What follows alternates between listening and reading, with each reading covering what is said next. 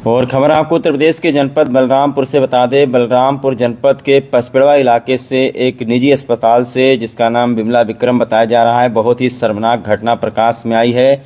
यहां पर एक महिला मरीज जिसके सीने में दर्द हो रहा था, उसे आईसीयू में भर्ती किया गया था, लेकिन वहां पर एक कंपाउंडर उसी अस्पताल के आईसीयू में था जो कि हवस की आग में जल रहा था। उसने उस महिला मरीज को पहले बेहोशी का इंजेक्शन लगा दिया और उसके बाद में उसने उसके साथ में बलात्कार किया, उसके साथ दुष्कर्म किया। लेकिन महिला को पता चल गया, वो विरोध करने लगी, तो उसको जो कंपाउंडर, जिसका नाम योगेश पांडे बताया जा रहा है, उसने पूरे परिवार वालों को बाहर भगा दिया। बाद में परिजन महिला को थाने लेकर गए, जहां पर शिकायत की गई तो बलरामपुर पुलिस के होश उड़ गए। इस घटना ने कहीं न कहीं अस्पताल प्रबंधन पर भी सवाल खड़ा कर दिए हैं। कंपाउंडर ने रेप से पहले महिला को बेहोशी का इंजेक्शन लगा दिया। कुछ घंटे बाद होश में आने पर महिला को इस गलत काम की जानकारी हुई। आरोपी ने आईसीयू से पहले ही महिला के परिजनों को बाहर निकाल दिया था ताकि कोई अंदर न रहने पाए। महिला के शोर मचाने पर परिजन पहुंचे। इसके बाद पीड़ित थाने पहुंची और पुलिस को इसकी जानकारी दी। पुलिस ने अस्पताल से फुटेज निकाले तो घटना की पुष्टि हो गई। बाद में पुलिस ने अस्पताल कर्मी को गिरफ्तार कर लिया। इसके लिए 5 टीमों का गठन किया गया था।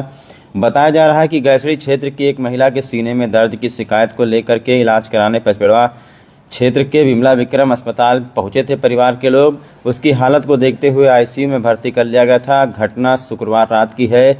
बताते हैं कि महिला के साथ उसके परिजन भी थे। इसी बीच अस्पताल में कंपाउंडर योगेश पांडे पहुंचा और परिजनों को आईसीयू से बाहर निकाल दिया। इसके बाद इलाज के नाम पर महिला को बेहोशी का इंजेक्शन लगा दिया। जब महिला बेहोश हो गई तो आरोपी ने उसके साथ गलत काम किया। बलरामपुर एसपी विकास कुमार के मुताबिक आईसीयू में पर्दे के पास कैमरा भी लगा था। रेप की घटना सीसीटीवी में कैद हो गई। सुबह करीब 4 बजे महिला को होश आया तो उसने अपने कपड़े अस्त व्यस्त पाए। उसको बुलाने पर परिजन भी पहुंच गए। उसने परिजनों को जानकारी दी। शर्मिंदगी के कारण कुछ घंटे तक तो पीड़ित कुछ नहीं बोल पाई। आखिरकार उसने आरोपी के खिलाफ पुलिस के पास जाने की हिम्मत जुटाई। शनिवार को महिला पुलिस के पास पहुंची और पूरी घटना बताई। एसपी के मुताबिक पुलिस सूचना मिलने पर अस्पताल पहुंची और छानबीन की। सीसीटीवी कैमरों की फुटेज से घटना की पुष्टि हुई। इसके साथ ही घटना वाली रात को अस्पताल में मौजूद महिला कर्मी के बयान लिए गए। पुलिस पीड़ित की तहरीर पर मुकदमा दर्ज करके आरोपी योगेश पांडे को गिरफ्तार कर लिया है। आरोपी को पुलिस ने जेल भेज दिया है। एसपी ने कहा है कि आरोपी को कोर्ट के माध्यम से कड़ी सजा दिलाने की प्रयास की जाएगी, क्योंकि ऐसा किसी के साथ न हो। क्योंकि लोग जो है अस्पताल पर भरोसा करके जाते हैं और अस्पताल के अंदर अगर किसी महिला के साथ इस तरीके का दुष्कर्म हो जाता है तो इसमें पूरे अस्पताल पर कार्रवाई होनी चाहिए, क्योंकि एक भरोसा लेकर के लोग अस्पताल जाते हैं और अस्पताल का कोई कर्मचारी इस तरीके से गंदा काम करता है तो निश्चित तौर पर प्रबंधन क्या कर रहा था।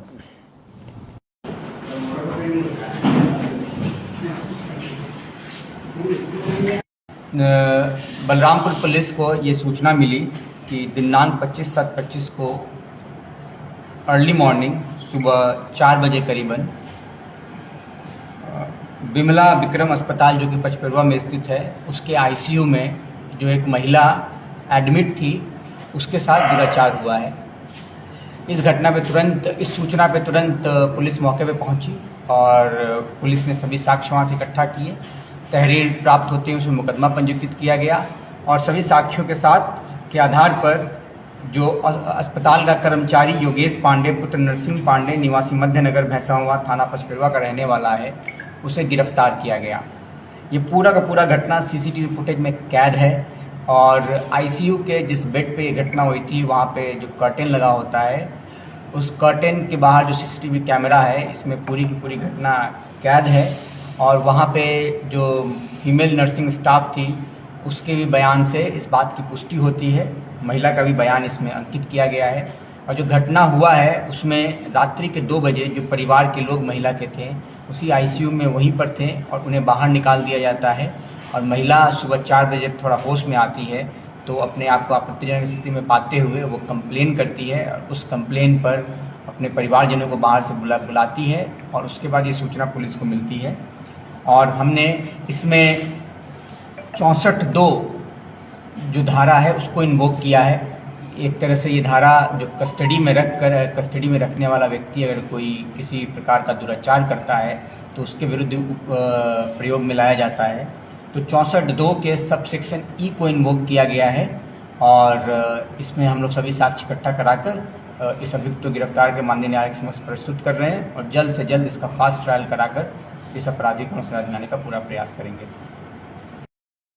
तो जनपद बलरामपुर की पुलिस योगेश पांडे से बहुत ही बारीकी से हर एंगल से पूछताछ कर रही है कि जब उसकी इतनी हिम्मत हो सकती है कि वो एक महिला को बेहोशी का इंजेक्शन लगा सकता है और परिवार वालों को बाहर भगा सकता है, तो अस्पताल प्रबंधन पर सवाल खड़ा होता है कि इस दरिंदे को अस्पताल में किसने रखा था और कब से ये पूरा गंदा काम कर रहा था। इसका पिछला बैकग्राउंड भी जांचा जा रहा है कि कितनी महिलाओं के साथ में इसने दुष्कर्म किया है और इसका गैंग जो है कहाँ तक फैला हुआ है, क्या इसके और साथी बराती हैं जो इसी तरीके की घटना को अंजाम देते हैं।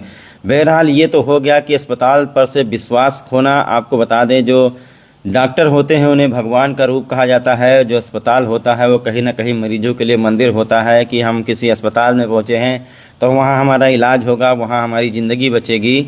और एक महिला मरीज़ जब किसी डॉक्टर के पास जाती है तो वो जिस तरीके से वो स्वयं को इतना फ्री कर देती है कि हाँ हमारा इलाज हो जाए, और यहीं पर एक अस्पताल कर्मी की नीयत गंदी हो जाती है और वो महिला के साथ इस तरीके से गलत हरकत करता है।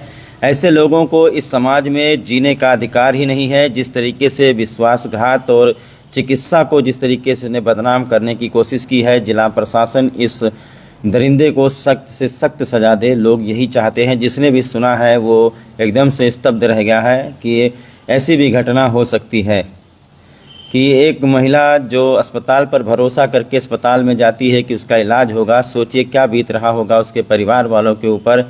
कहाँ इलाज कराने गए थे, कहाँ हवस के भूखे भेड़िए अस्पताल में बैठे हुए हैं जिनका कोई वेरिफिकेशन होता है कि नहीं होता है, कहाँ से आए हैं लोग, कौन इनको भर्ती करता है, क्या इनकी क्वालिफ़िकेशन है, सारी चीज़ों की जांच पड़ताल होनी चाहिए। क्या उसे सुई दवाई सुई इंजेक्शन देने का अधिकार था कि नहीं था।